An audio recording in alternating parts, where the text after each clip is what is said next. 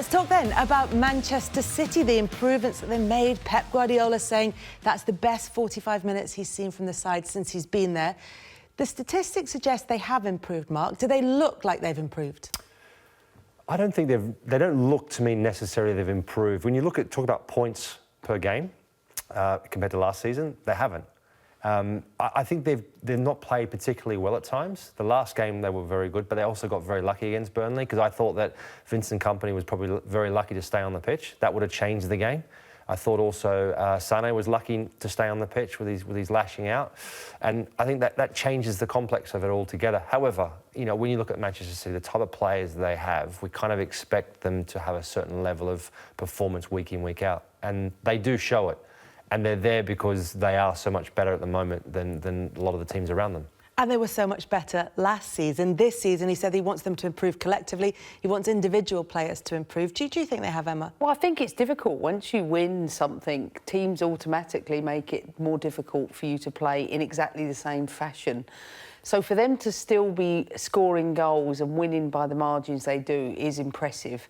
That being said, the title race is so much more closer at this stage because the teams and the chasing pack behind them are just 2 points behind, as opposed to a growing gap, I think, that happened last year. And I think it's important to remember that you've got to expect Guardiola to talk about them playing better than ever. He has to instill the confidence in the group. And while it's there, I think most would argue it's not as scintillating as last year, and some of the tougher tests haven't been faced yet. But with De Bruyne coming back into the team, they've managed that without arguably their best player.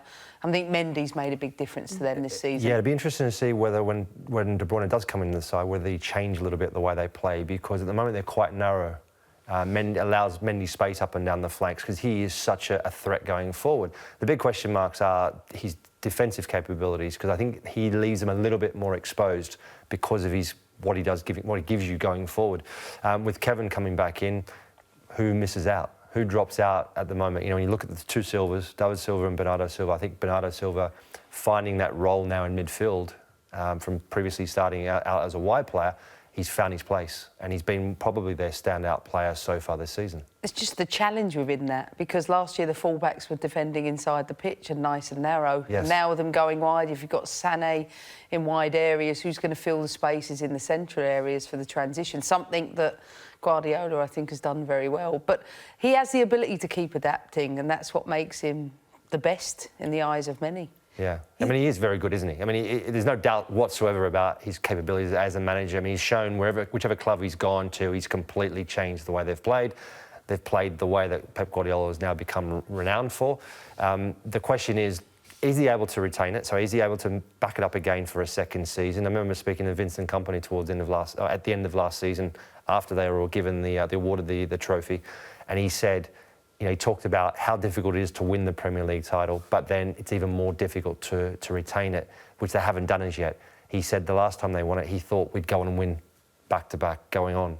He said he didn't realise how difficult it was. And this season he feels that the players have come back with a different type of mentality.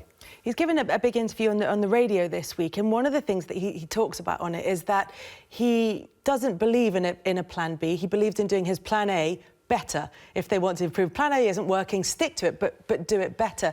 Do you think that we've seen differences in how they approach matches, particularly in the Liverpool game? Because he strikes me as a manager who looks to unlock puzzles everywhere he finds difficulties. Yeah, well, I think the difference is that you're now coming up against teams like Liverpool and City that have wonderful goalkeepers who can play from the back.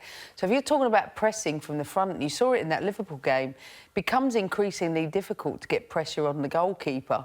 So some of that front press starts at a deeper position, and it's about, when it goes into the centre-backs, what the decisions are from there. I think the thing with Man City, you know, in that game against Liverpool, one, I thought they dispossessed Liverpool better. And in terms of playing out from the back, they're finding other solutions. Sometimes they're playing out with a back three with Walker going inside, but they've got a keeper that can put the ball anywhere on the pitch, and it allows them to get out and create, I think, the width that they need in the right moments. What I've noticed with Manchester City is from the first season when he took over, where they overplayed at times. Out the back, it was always just play. And we saw a lot of mistakes in that first season, at the back particularly. Over the course, like last season, they weren't afraid at times to knock it long. So if they got in a difficult situation, they weren't afraid just to hoof it down the line. And then at Edison, he'd put the ball down, and if he saw there was an opportunity to knock the ball long, and because of the way he can distribute, he would just put it down and smash the ball and right pinpoint in the right position. And they just turned basically defence into attack on its head. And they didn't do that the first season, so they have adapted a little bit. That's what makes the pressing game much harder, because if you start squeezing the pitch and pressing the keepers, you're leaving the spaces in behind. And I think it's altering the way teams are setting up. And I saw it in the Liverpool City game. Both teams were allowing the keeper to have possession of the ball. At times it come to the centre-back and then looked to turn over in the middle phases of the pitch, and it was a game of cat and mouse between both opponents. I think with Man City edging it, and Guardiola, I think at the moment is finding ways. It might be a little more laboured than it was a year ago, because I think it's fresh in everybody's minds how scintillating and wonderful the football is. But I speak as a manager, to continue doing what they're doing is exceptional in itself.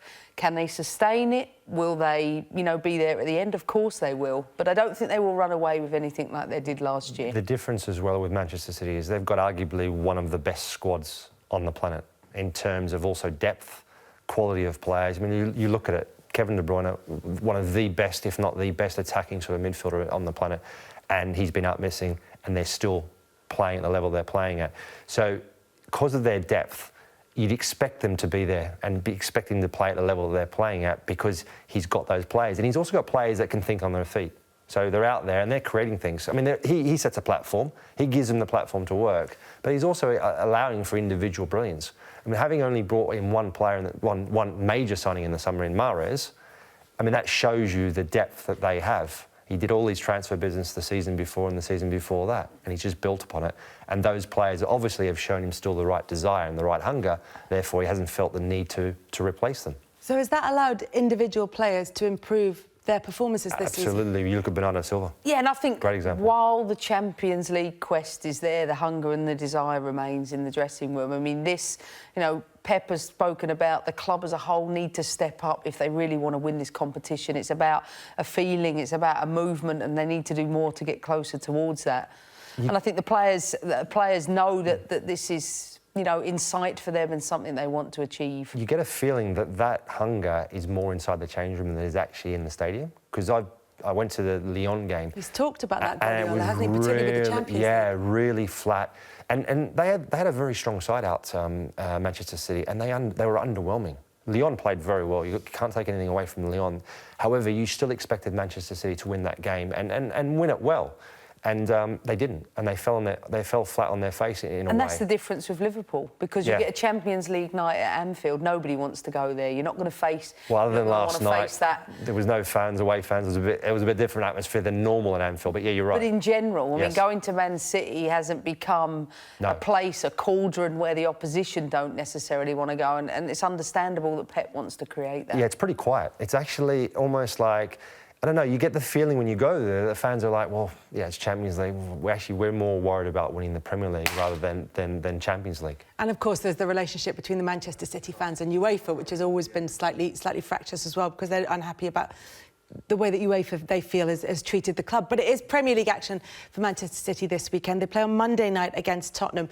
Do you think it's going to be because of the way that Spurs play, is it going to be a similar approach from City from how they approach the Liverpool game? I think so. I mean, we're saying, like Emma was saying, Manchester City won't really change the way they play. They'll just keep doing what they're doing. If you've got the best players, some of the best players in the world, why not? You expect their individual brilliance to come through. So I don't think so. I think Spurs obviously are licking their wounds after the performance in the Champions League, one that was below par for them, individual mistakes and errors that cost them in the end. And Manchester City are in a far better place at the moment in terms of coming off the back of a brilliant, at least 45 minutes performance away in Europe.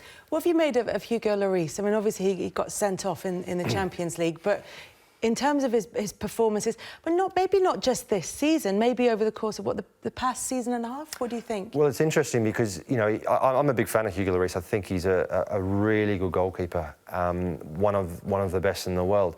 But if you analyse the last sort of 12 months, he's had such an up and down kind of path and journey in terms of his level of consistency in the Premier League last season wasn't anywhere near to what it has been in the past. Yes, he had brilliant performances, but he also made mistakes, which as a goalkeeper, you're always going to make mistakes, but he's at such a high level, he's get magnified even more. So now you look at it faster, you go to the World Cup, and even for France, there were some calls before the World Cup that he wasn't performing so well, and maybe there should be a change made.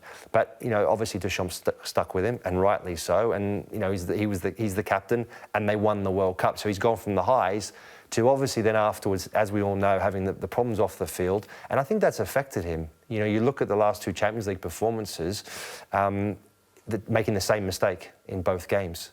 The second one being even more important and more crucial because of the fact that he's been sent off and it's at a crucial moment in the game. It feels like he's making up for it. He's trying hard. Like you say, he's a top keeper. That being said, Hugo Lloris plays for Tottenham and not Real Madrid for probably the reasons you've spoken about. There's no doubt, probably one of the best shot stoppers in the world. Distribution and at times coming off of his line is questionable. That's a question. I think over the last 12 months it's been, a lot more erratic. That's a question now as well, isn't it? A big question mark. Is that enough now? Shot stopping in goalkeeping. Well, then compare him to the Liverpool and the Manchester City keepers. That, for me, is what holds Lloris back. Yes. And you'll see it Monday night against Manchester City, when Tottenham are going to have to play out the back against the high press, and you're reliant on the quality of that distribution to give you the long and the short game. I think that's where Tottenham fall short. Yeah. And that's the difference, I think, between winning the league at this moment and finishing third. And because we're talking about the upper echelons of football and the Premier League. I mean, I wish I could have played like Hugo Lloris, but with the ball at his feet.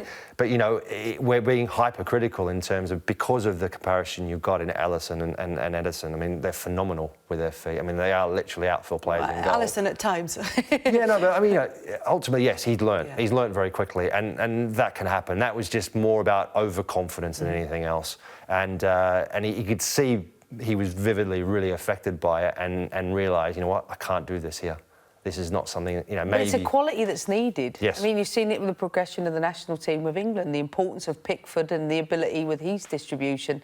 It is becoming a growing component in the game, and I think for Lloris, yes, a difficult time, but he strikes me as someone who not only has the support of his manager, he'll have the qualities to bounce back from that. Just think it's a really difficult time for him.